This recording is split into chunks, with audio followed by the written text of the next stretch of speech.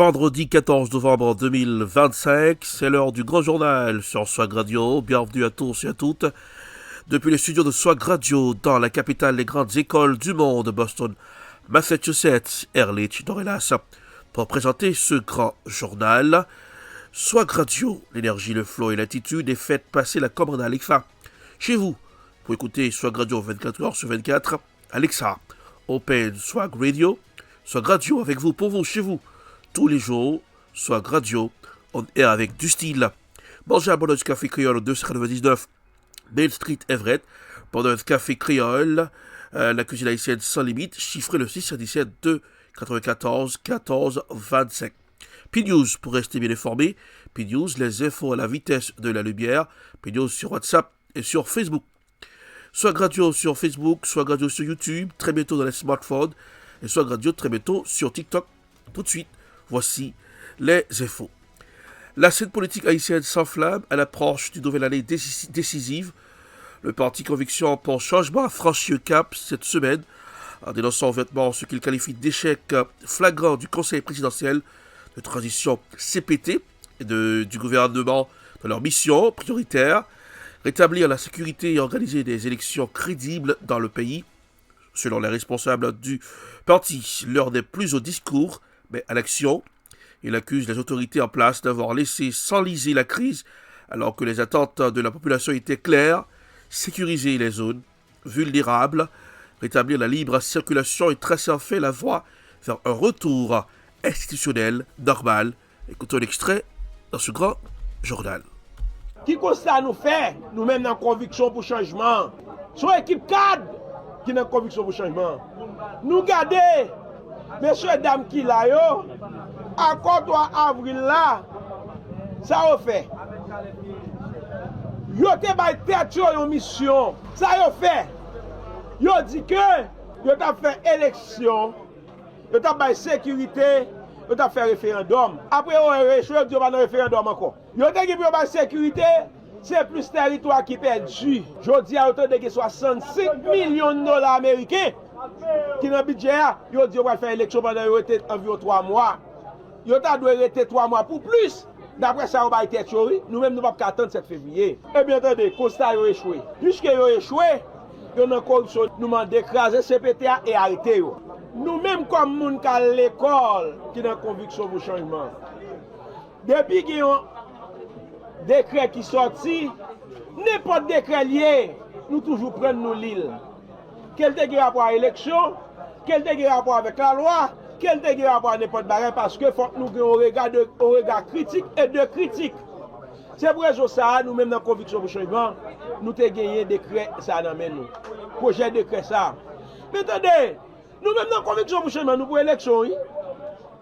Nous pour élection libre, honnête et démocratique, mais et pas avec Mounsayo. Pour y aller pas avec eux. Parce que ils ne sont pas honnêtes, ils ne sont pas crédibles et ils sont impliqués dans la corruption et ils n'ont pas de temps tout pour faire l'élection. Et pour l'élection, il faut d'abord sécurité. Attendez, nous apprenons un bon accord comme si. Nous-mêmes dans la conviction pour le changement, nous en pour parler avec des structures qui étaient dans la cassation même avec nous. Par exemple, nous en pour parler avec une équipe personnalité. Moun qui t'a prôné cassation yo. Avec des gens qui honnêtent tout, pour nous garder qui ça nous capables faire ensemble. Ok? Il y a une opposition plurielle là, tout qui la donne. Le Conseil électoral provisoire KEP a officiellement clôturé un atelier intensif de 2 jours consacré à la mobilisation et la formation des femmes autour du thème central des élections équitables, inclusives et véritablement représentatives, organisé dans un contexte où la participation féminine demeure cruciale pour l'avenir démocratique du pays. L'événement a réuni des responsables communautaires, des actrices du monde associatif, des jeunes leaders ainsi que des spécialistes du processus électoral. Écoutons l'extrait dans ce grand journal signé Télé-Guinée.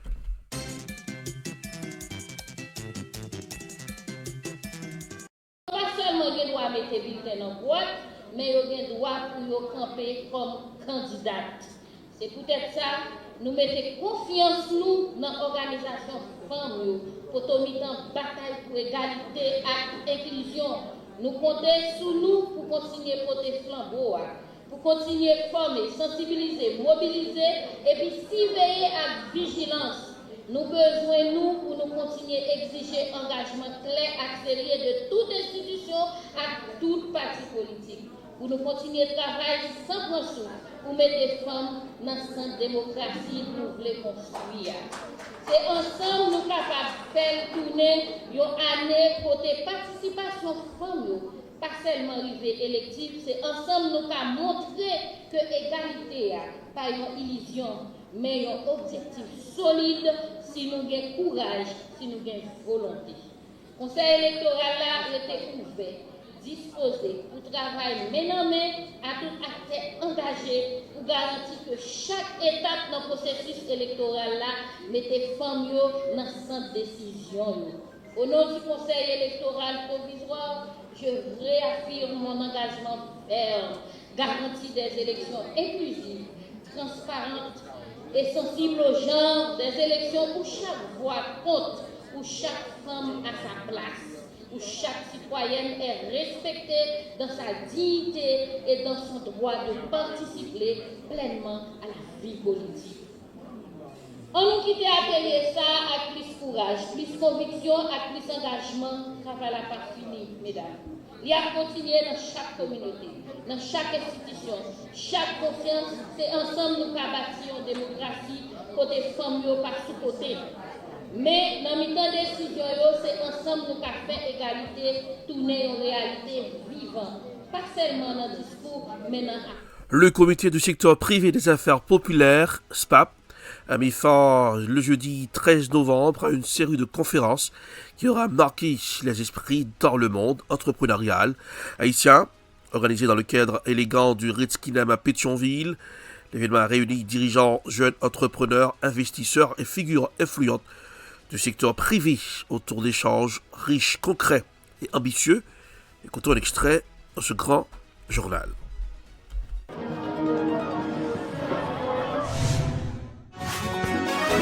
CPA, cap gagoté comme peuple là. L'église m'a fait appel aujourd'hui avec nous. La presse a fait message l'arrivée pour me dire l'église, nous-mêmes qui disons c'est valorisant que nous y est. Comment nous mettons groupe moun dans CPA cap manger comme pendant qu'on n'est pas bien élection et pas faire élection normalement. Nous lançons un message tout avec DJ Alix Fizeme. Pour nous dire, pas fait trop de temps passé. CPTA. Qu'on pas dit nous déjà, lui demander un départ ordonné. Départ ordonné ça, si on pas choisi, c'est eux-mêmes. Je ne vais pas avancer pendant que nous t'ai dit. Et nous t'ai répété avec eux. Nous t'ai dit que, voyez Premier ministre qui l'a allé nommer nous l'autre Premier ministre pour une table de dialogue. On tape de concertation pour nous arriver avec un bicéphale qui c'est un président avec un premier ministre pour mener nous dans la dernière transition. C'est ça qu'on n'a pas dit et nous réitérer jeudi encore et peuple haïtien. Nous faisons 11 conférences de presse pour nous expliquer ça. Ils n'ont pas attendu la raison. Ils n'ont pas attendu la raison. Mais ma part, non, c'est nous. Nous sommes au bord d'une insurrection populaire. Nous avons dit l'initiative ça, l'issue d'un constat. Un constat côté que qu'on n'ait pas de PEA depuis l'heure il prend naissance il dit il opté pour un changement de paradigme dans la question politique pays. Changement de paradigme ça, il y a un paquet là-dedans. Non seulement faire politique pour la prise du pouvoir, mais politique pour la prise du pouvoir, il fait pour accompagner absolument de changement peuple haïtien. Qu'on n'ait pas de rendre compte que le paysage politique haïtien s'anime à nouveau. Le regroupement politique Accord Caribé a confirmé qu'il mène déjà des consultations accélérées avec plusieurs autres structures politiques du pays. L'objectif, bâtir une nouvelle architecture de gouvernance capable de remplacer efficacement le Conseil présidentiel de transition KPT à l'échéance cruciale du 7 février 2026. Selon les responsables du mouvement, les discussions se déroulent avec sérieux et sens de responsabilité, preuve que les forces politiques tentent une fois encore de retrouver une sortie institutionnelle stable pour éviter un nouveau vide constitutionnel. Accord Caribé affirme vouloir proposer une formule plus inclusive, plus fonctionnelle, une structure qui pourrait rassembler les secteurs politiques, sociaux et économiques jusqu'ici laissés à marge. Écoutons l'extrait dans ce grand journal.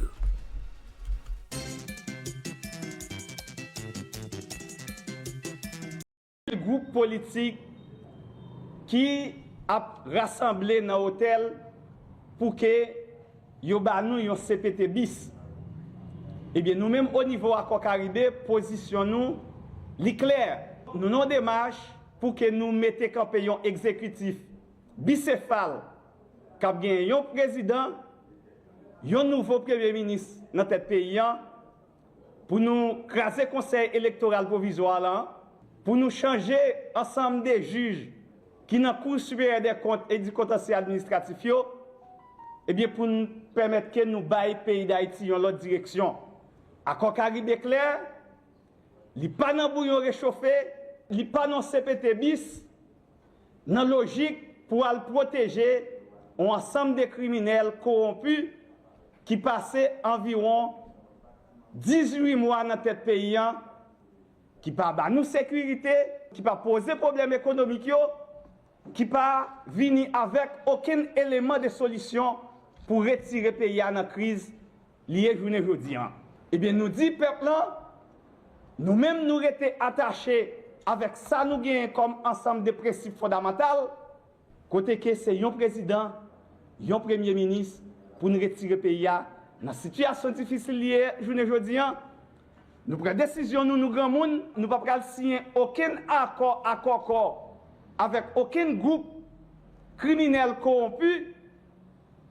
Nous ne pouvons pas signer aucun accord avec aucun groupe qui n'a logique pour diminuer ou bien réduire CPTA pour réduire à 2 ou bien à 3 membres. Mais nous avons une démarche tabula rasa pour que le 7 février au plus tard, pour qu'il y ait un gouvernement qui stable. L'atmosphère politique haïtienne vient de prendre une nouvelle tournure électrisante. Le président du parti, les démocrates visionnaires pour la nouvelle Haïti, DVNH, M. Jonas Revange, a frappé fort ce matin en annonçant que sa formation politique est prête à saisir la justice contre le KEP, Conseil électoral provisoire. Motif, selon le leader visionnaire, le KEP se préparait à mal utiliser des fonds publics destinés à organiser l'organisation des prochaines élections. Une situation que le DVNH qualifie de dangereuse, irresponsable et contraire aux intérêts de la nation. Écoutons l'extrait dans ce grand journal. Nous soumettons en pile proposition parce qu'il y a un pile problème. Nous soumettons dans la proposition, par exemple, l'article 92-1, 95, 134-2 de la Constitution qui peut demander comme ça pour être capable et font passer mais là-dedans. Nous gardons la question de temps constitutionnel, nous dit, à partir de ce moment, comme proposition, il faut retourner, reprendre projet, constitution pour y arriver à amender, organiser temps électoral là et temps constitutionnel. Nous il faut une fonction publique électorale. Pour ça fait dans la constitution pour aller pour organiser une fois pour toutes. Nous sur la question de contestation, nous faisons proposition pour nous dire que nous pas voulons pour que ces membres conseil électoral là qui viennent à traiter question contestation. Nous dit c'est la Cour supérieure des comptes qui pour qu'il y ait un espace pour ça pour préparer des équipes de magistrats valables pour ça intègre qui pour venir tendre la question électorale et ceci sans recours. Nous faisons cette proposition.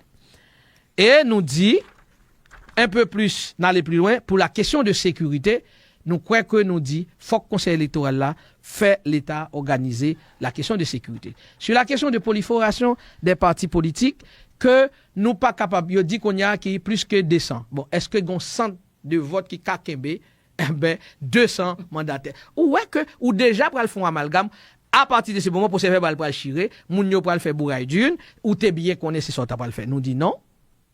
Ou question ça a fait, faut qu'on capable stimuler des regroupements de 15, 20, 25 partis suivant l'idéologie que mettez ensemble, ou alors son parti t'a vle al vendre pour la société, il faut gagner 100 000 membres minimum. On dit ça. Si vous capable de aller pour contre tout. Mais il faut montrer qui incidence que vous gagnez sur l'échiquier politique qui sont gagnés. Nous poser problème, ça que le gagner au niveau de sécurité, nous dit faut résoudre d'abord et nous faire d'autres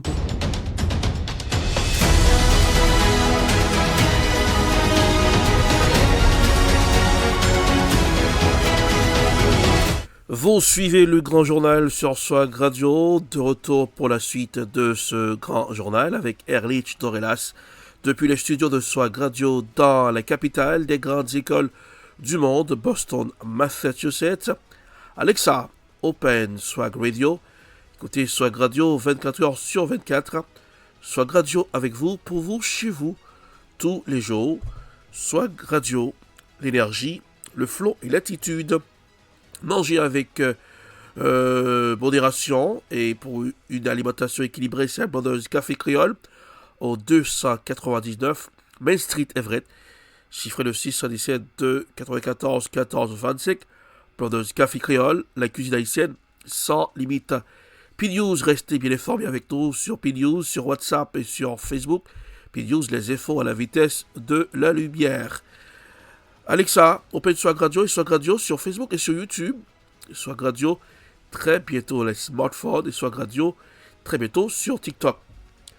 Aux États-Unis, la paralysie du gouvernement américain qui a duré 43 jours, soit la plus longue de l'histoire des États-Unis, a pris fin toutefois.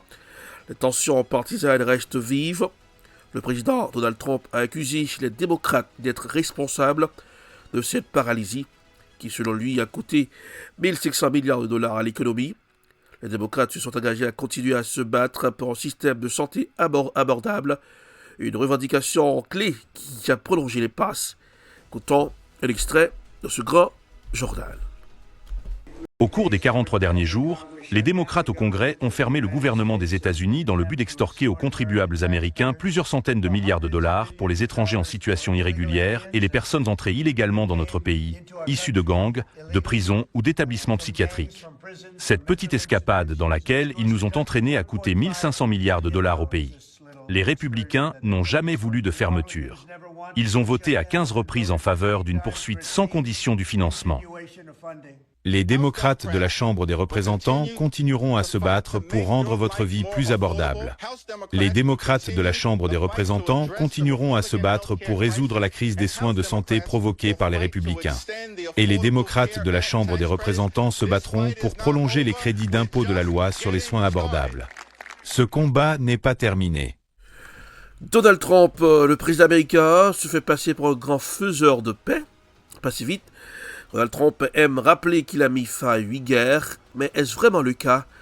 Retrouvons le reporter de TVA dans un dossier spécial dans ce grand journal. Donald Trump se vante dès qu'il en a la chance d'avoir mis fin à 8 guerres, ce qui aurait dû lui valoir le prix Nobel de la paix. Je remarquais toutefois simplement au cours des derniers jours que ses supposés succès en la matière sont chambranlants. Des explosions meurtrières, par exemple, sont survenues à un jour d'intervalle cette semaine dans les capitales de l'Inde et du Pakistan et ont semé la panique dans les deux pays et une forte méfiance entre Indiens et Pakistanais. En début de semaine, la Thaïlande, elle, a annoncé la suspension de la mise en œuvre de son accord de paix avec le Cambodge voisin concernant leurs différents frontaliers, 2 semaines seulement après la signature de cette entente sous la supervision de Donald Trump.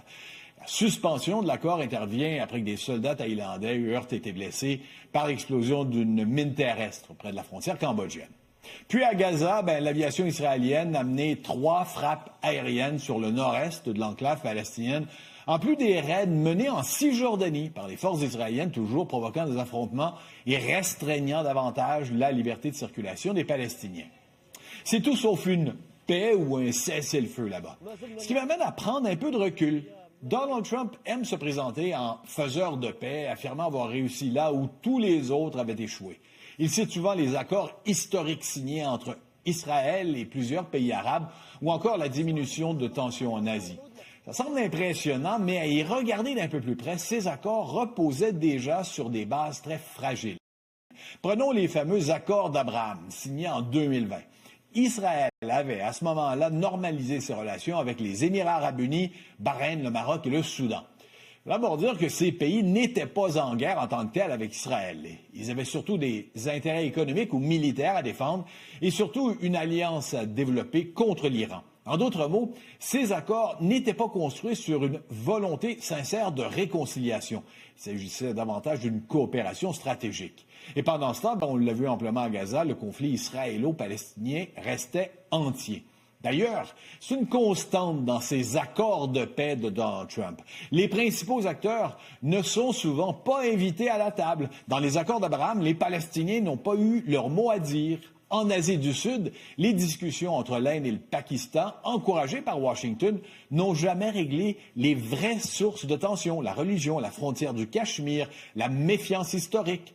On constate qu'imposer des accords sans dialogue réel n'aboutit qu'à de courtes et vagues trêves. Un document, c'est sûr, est signé, mais sur le terrain, rien ne change vraiment. Ce qui m'amène à ce qui m'apparaît être la dynamique fondamentale de tout cela, concernant Donald Trump en tout cas, l'utilisation d'une diplomatie spectacle. Trump, dans tout, là, en affaires internationales comme en affaires commerciales et économiques, veut prouver que lui, mieux que quiconque, sait conclure des deals rapides comme il le faisait lorsqu'il était promoteur immobilier. Ces accords soignent son image, mais la paix en soi, la vraie là, ne se construit pas de toute évidence à coups de caméra et de signature. Elle demande, on le voit à chaque jour, un peu plus du temps et de la confiance. Le président américain a réussi ses coups d'éclat, mais aujourd'hui, quand on voit les tensions reprendre un peu partout, entre Israël et Gaza, et le Hamas plutôt, entre l'Inde et le Pakistan, ou même en Asie du Sud-Est, on se rend compte que ces succès sont extrêmement fragiles, essentiellement des victoires politiques à court terme, et pas véritablement des fondations solides pour un avenir plus pacifique. Attaque massive de drones en Ukraine et de missiles russes, 4 morts et plus de 20 blessés à Kiev, qui a été frappé par une vague de drones et de missiles russes qui s'est poursuivie jusqu'au début de la journée de vendredi, endommagement des bâtiments et provoquant des incendies dans toute la ville. Le reportage est signé Euronews dans ce grand journal. Au moins 4 personnes ont été tuées et des dizaines d'autres blessées après que la Russie a lancé une attaque aérienne massive sur la capitale ukrainienne Kiev tôt ce vendredi. Le maire de Kiev, Vitali Klitschko, a déclaré que les frappes de drones et de missiles avaient déclenché des incendies dans des immeubles résidentiels de plusieurs quartiers. Les autorités de la ville ont prévenu que des coupures d'eau et d'électricité étaient possibles pendant la journée. Parmi les blessés figurent 2 enfants et 9 personnes ont été hospitalisées, dont une femme enceinte. Les attaques ont également endommagé un hôpital, une école et des bâtiments dans un centre sportif, a rapporté le service d'urgence de l'État. Ces attaques surviennent alors que la Russie progresse dans le sud de l'Ukraine. Les forces ukrainiennes se sont retirées de plusieurs villages autour de Zaporijjia après des combats acharnés. L'Ukraine, quant à elle, a lancé des attaques soutenues de drones à longue portée sur le territoire russe contre des infrastructures militaires et énergétiques.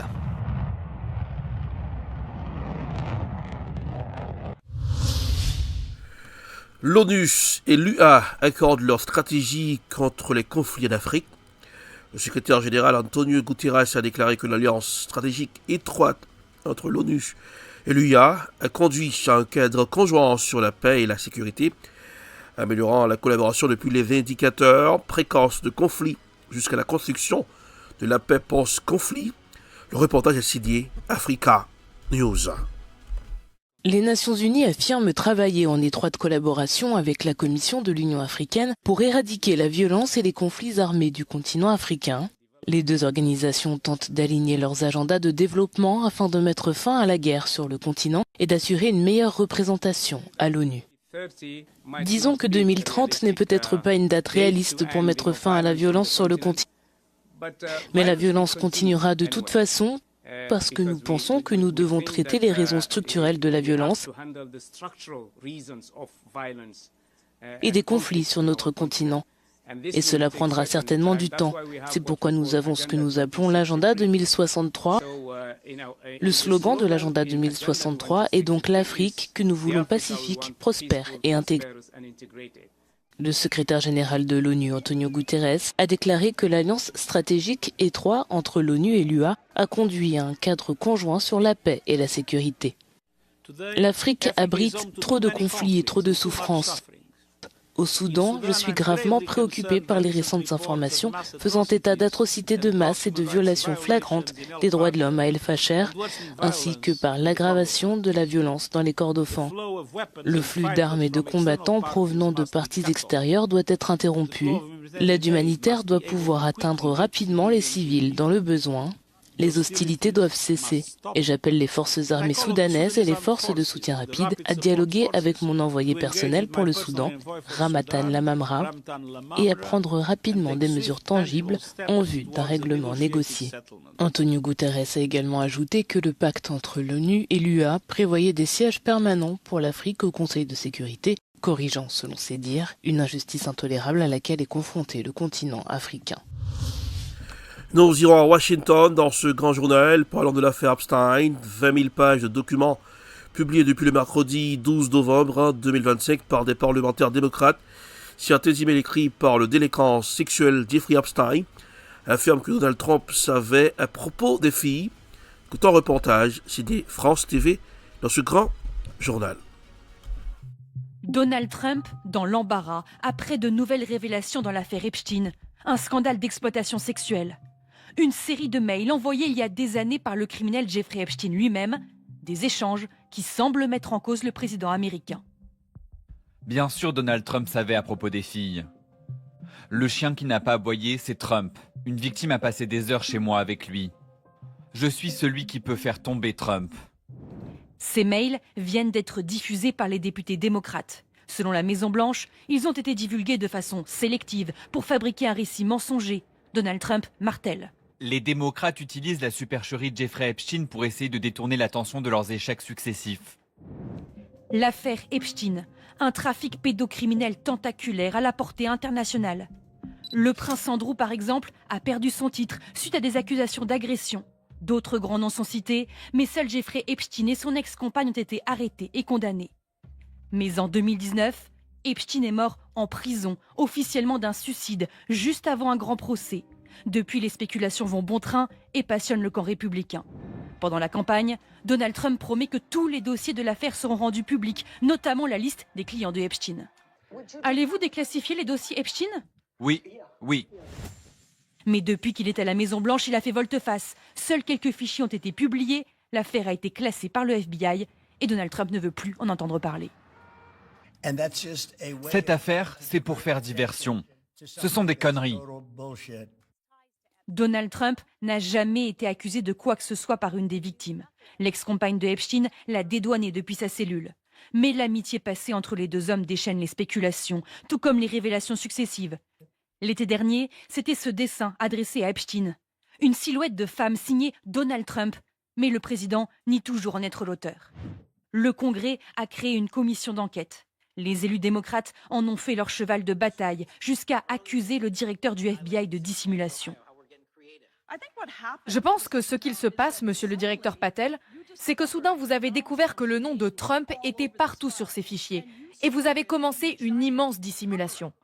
À la demande d'élus démocrates, mais aussi républicains, il y aura un vote au Congrès dans les prochains jours pour exiger que le ministère de la Justice dévoile l'intégralité des dossiers de cette affaire. Le feuilleton est donc loin d'être terminé. Donald Trump.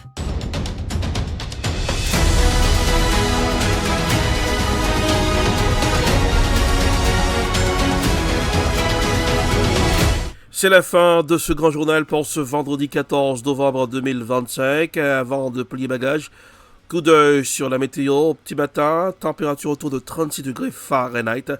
Vers 10h midi, montée à environ 42 et 44 degrés Fahrenheit. L'après-midi entre 13h et 15h, pic autour de 45 degrés et 46 degrés Fahrenheit. En fin de journée, soirée redescente progressive vers 36 à 40 degrés Fahrenheit. Pour présenter le grand journal, Erlich Dorelas, depuis les studios de Swag Radio, dans la la capitale des grandes écoles du monde, Boston, Massachusetts. Alexa, open Swag Radio. Écoutez Swag Radio 24 heures sur 24 avec vous, chez vous, pour vous, tous les jours. Swag Radio, le son qui swag. Swaguez en écoutant Swag Radio avec du bon son. À Brothers Café Créole et bien manger. En 299 Main Street, Everett. Chiffrez le 617 2 94 14 25. Brothers Café Créole, la cuisine haïtienne sans limite. P-News, les efforts à la vitesse de la lumière. Restez bien informés avec P-News sur WhatsApp et sur Facebook. Swag Radio sur YouTube, sur Facebook et Swag Radio très bientôt dans les smartphones. Swag Radio très bientôt sur TikTok. Passez un excellent vendredi. Joyeux début de week-end. Rendez-vous aussi pour lundi. N'oubliez pas de garder le sourire, car le sourire, ça rajeunit le visage. Salut, à lundi. Au revoir tout le monde.